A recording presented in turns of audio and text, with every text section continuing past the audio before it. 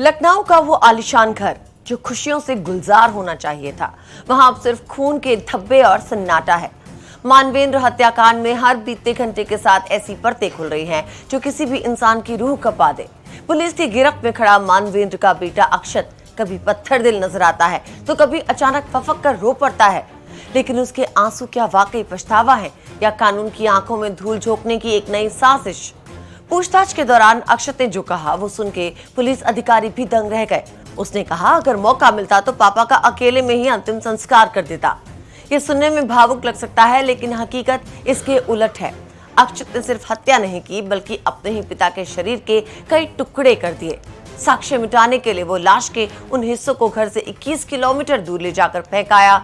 और सबसे हैरान करने वाली बात यह है कि वापस आकर वो ऐसे रहने लगा जैसे कुछ हुआ ही ना हो।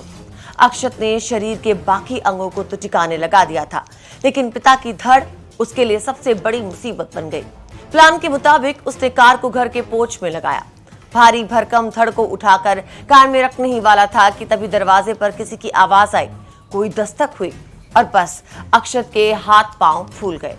पकड़े जाने के डर से उसने अपना प्लान बीच में ही छोड़ दिया। अगर उस रात वो आवाज ना हुई होती तो शायद ये लाश कभी बरामद ही ना हो पाती। लेकिन सवाल सिर्फ लाश को ठिकाने लगाने का नहीं है, सवाल उस रात की आगोश में छिपे रहस्यों का है। इसको लेके मानवेंद्र के पड़ोसी अंशुमन दुबे ने एक बड़ा खुलासा किया।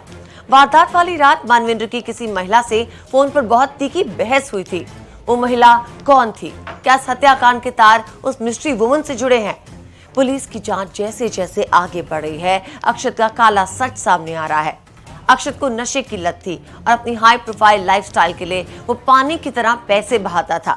इसी बात को लेकर पिता पुत्र में अक्सर झगड़ा होता था। कुछ समय पहले घर से लाखों के गहने और कैश चोरी हुए थे। तब शातिर अक्षत ने बड़ी सफाई से सारा इल्जाम घर की नौकरानी पे मर दिया। लेकिन अब सच सामने आया कि वो चोरी अक्षत ने ही की थी, सिर्फ अपनी गर्लफ्रेंड को महंगे गिफ्ट्स देने के लिए। इस पूरी कहानी में कई ऐसी कड़ियां हैं जो आपस में जुड़ नहीं रही हैं। पहली बात, लखनऊ की एक घनी आबादी वाली कॉलोनी में राइफल से गोली चलती है और किसी को आवाज तक नहीं सुनाई देती। ये कैसे मुमकिन है? दूसरी बात, एक भारी शव को तीसरी मंजिल से नीचे ग्राउंड फ्लोर तक लाना क्या एक अकेले इंसान के बस की बात है? क्या अक्षत के साथ कोई और भी था? और सबसे ज्यादा चौंकाने वाला व्यवहार है अक्षत की बहन का। इस खौफनाक वारदात के दौरान वो घर में ही थी, लेकिन वो चुप क्यों है? उसके चेहरे पर अपने पिता की मौत का मलाल या डर क्यों नहीं दिख रहा? इतना ही नहीं, करीब 10 साल पहले अक्षत की मां की मौत भी संदिग्ध हालात में ही हुई थी, जिस पर आज भी पूरा परिवार खामोश है। अब पुलिस की उम्मीद फोरेंसिक रिपोर्ट और मोबाइल डेटा पे टिकी है।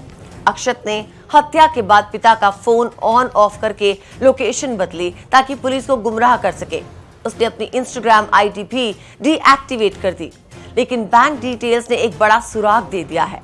अक्षत ने हाल ही में अपने अकाउंट से एक बड़ी रकम किसी को ट्रांसफर की थी। पुलिस अब उस शख्स की तलाश कर रही है। क्या वो कोई कॉन्ट्रैक्ट किलर है या फिर कोई और राजदार? लखनऊ का यह हत्याकांड अब सिर्फ एक क्राइम नहीं बल्कि एक उलझी हुई पहेली बन चुका है।